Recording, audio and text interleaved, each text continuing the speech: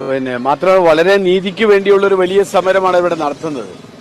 കാരണം എനിക്കറിയാം, ഞാൻ 5 വർഷം പഞ്ചായത്ത് പ്രസിഡന്റും ഒരു 5 വർഷം മുനിസിപ്പൽ ചെയർമാനും ഒക്കെ ആയി ഇരുന്നപ്പോൾ ഒരു ആശാ വളണ്ടിയർമാരുടെ ജോലി എന്താണെന്ന് കൃത്യമായിട്ട് അറിയാവുന്ന ആളാണ് ഞാൻ. ഏത് പാതിരാവിലും വിളിച്ചാൽ ഓടി വരുന്നത് ആശാ വളണ്ടിയർമാരാണ്. എന്നിട്ട് അവർക്കുള്ള വേതനം ഒന്ന് വർദ്ധിപ്പിക്കാൻ, എന്താ പറയുക, ജയിലിലെ കുറ്റവാളികൾക്ക് കിട്ടുന്ന വേതനം പോലും ഇവർക്ക് ലഭിക്കുന്നില്ല. തൊഴിലുറപ്പ് തൊഴിലാളികൾക്ക് ലഭിക്കുന്ന വേതനം പോലും ഇവർക്ക് ലഭിക്കുന്നില്ല. ഇവിടെ ഡ്യൂട്ടി സമയം എത്രയാണെന്ന് ചോദിച്ചാൽ 24 മണിക്കൂർ ഡ്യൂട്ടിയാണ്. അങ്ങനെയുള്ളൊരു പ്രവർത്തകർ നമുക്കറിയാം.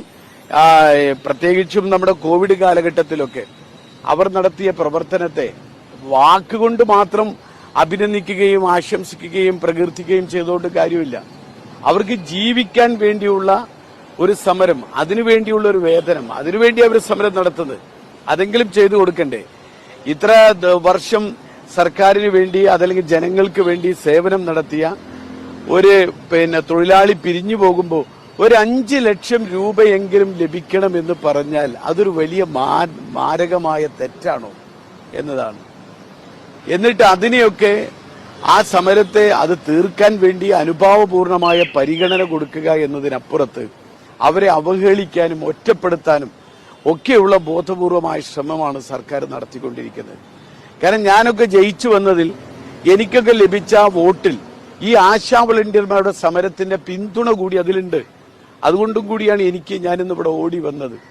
ഞാൻ ഇന്നലെ സത്യപ്രതിജ്ഞ ചെയ്ത് ഇവിടെ വന്നതിൽ പ്രധാന ഒരു കാരണം, എന്നെ ജയിപ്പിച്ചതിൽ പോലും ഈ ആശാ വളണ്ടിയർമാർക്കുള്ള പിന്തുണയടങ്ങിയ വോട്ടുകളുണ്ട്.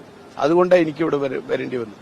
എന്തൊക്കെയായാലും ഇവരുടെ ഈ മാനുഷിക പ്രശ്നം, ഈ പ്രശ്നം സഭയ്ക്കകത്ത് ഉയർത്തിക്കാണിക്കാൻ, അതിന് ഇവരുടെ സമരത്തിന് അനുഭാവം പ്രകടിപ്പിച്ചുകൊണ്ട് ഏതൊരറ്റം വരെ പോകണമെങ്കിലും അതിന് സഭയ്ക്കകത്തായാലും പുറത്തായാലും എനിക്ക് കിട്ടുന്ന എല്ലാ അവസരങ്ങളും ഞാൻ വിനിയോഗിക്കും.